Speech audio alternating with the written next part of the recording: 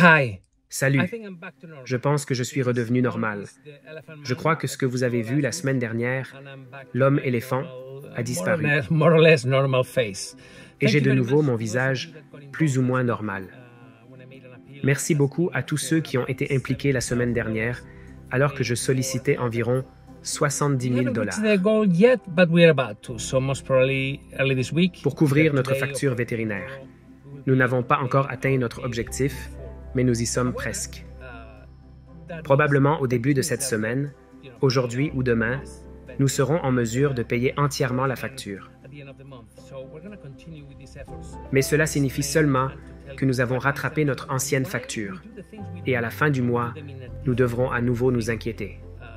C'est pourquoi nous continuerons à expliquer notre travail et nos motivations, et à vous montrer pourquoi nous faisons ce que nous faisons, et pourquoi nous le faisons différemment.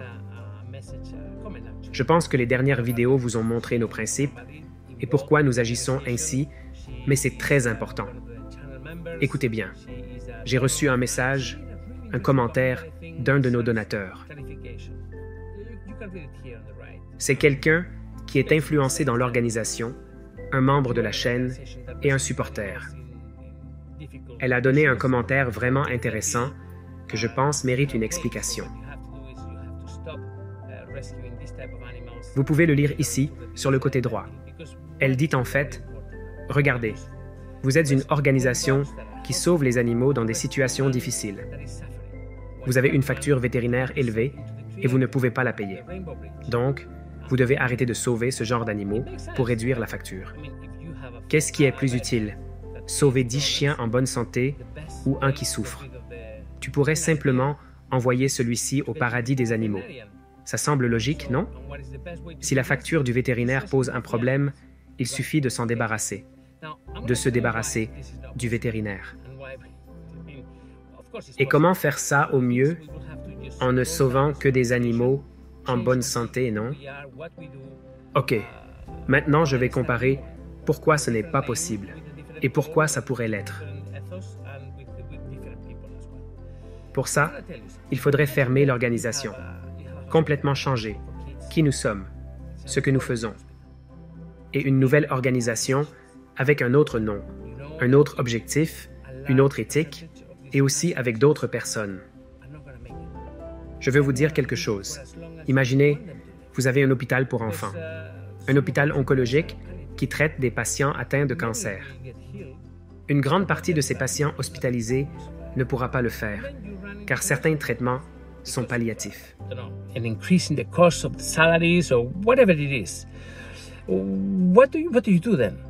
Beaucoup de gens guérissent, mais pas tous. Tout le monde ne survivra pas.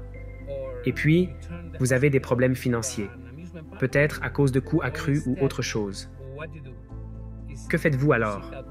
Vous vous débarrassez de l'hôpital et ouvrez un restaurant ou en faites un parc d'attractions. Où cherchez-vous à dépenser pour pouvoir continuer à gérer l'hôpital? Vous pouvez également reporter les coûts sur les enfants malades ou leurs familles. Parce que, eh bien, peut-être qu'ils doivent aussi payer un peu, non? Comprenez-vous ce que je veux dire?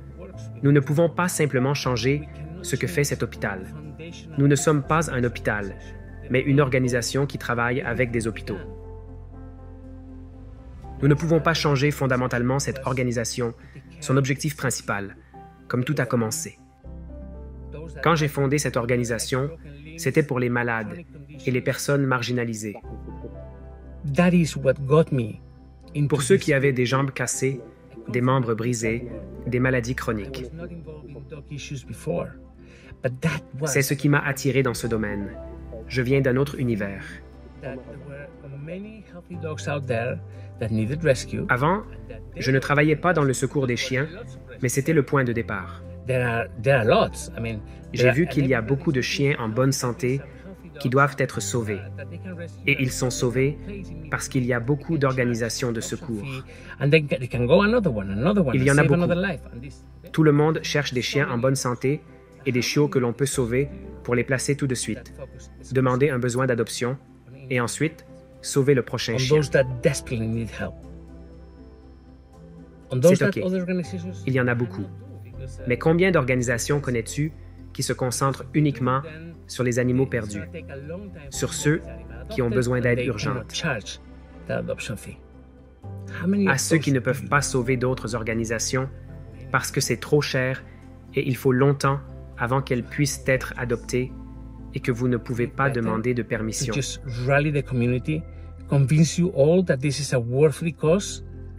Combien de ces organisations connaissez-vous? Il n'y en a pas beaucoup, n'est-ce pas? Comment pouvons-nous donc abandonner cela? Ne serait-il pas mieux de rassembler la communauté et vous convaincre que c'est une cause précieuse? Que ce que j'ai commencé pendant tant d'années est quelque chose à quoi vous pouvez participer, afin que ce rêve puisse grandir et se développer. Je suis d'une certaine manière talentueux, car je peux parler devant la caméra, rassembler des idées et convaincre des émotions. C'est ma force, et je le fais au nom des animaux que nous sauvons, que nous avons déjà sauvés, que nous sauvons maintenant et que nous sauverons à l'avenir, si nous avons suffisamment de soutien. C'est si simple. Les commentaires qui viennent des amis, qui veulent être constructifs, le sont aussi. Ils sont constructifs.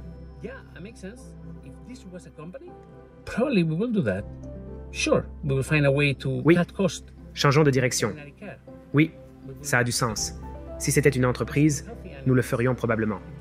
Bien sûr, nous trouverions un moyen de réduire les coûts vétérinaires. Nous ne sauverions que des animaux en bonne santé, si c'était une entreprise. Mais ce n'est pas une entreprise.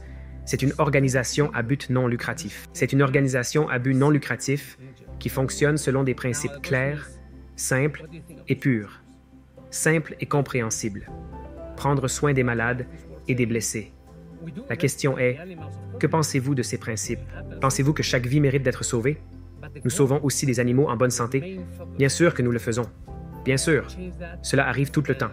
Mais l'objectif principal est celui-ci. Si nous changeons cela, nous changeons l'organisation. Et puis nous fermons et laissons ces animaux mourir, parce que personne d'autre ne les aide.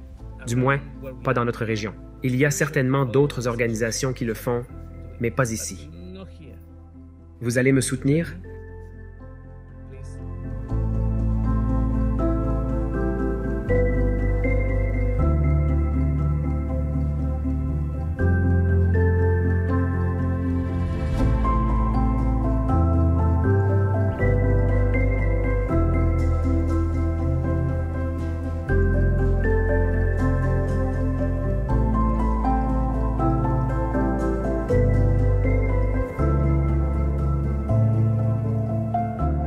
Si cela vous touche, j'aimerais que vous pensiez à devenir donateur mensuel pour me soutenir. C'est très simple. Il y a un lien sous cette vidéo. Cliquez dessus, choisissez le montant que vous pouvez donner et soutenez-nous. Chaque mois, vous contribuerez un petit montant, mais cela s'additionne. Et vous verrez ici quotidiennement où vos 10 ou 20 $ sont utilisés. Vous serez si heureux et fiers de l'avoir fait.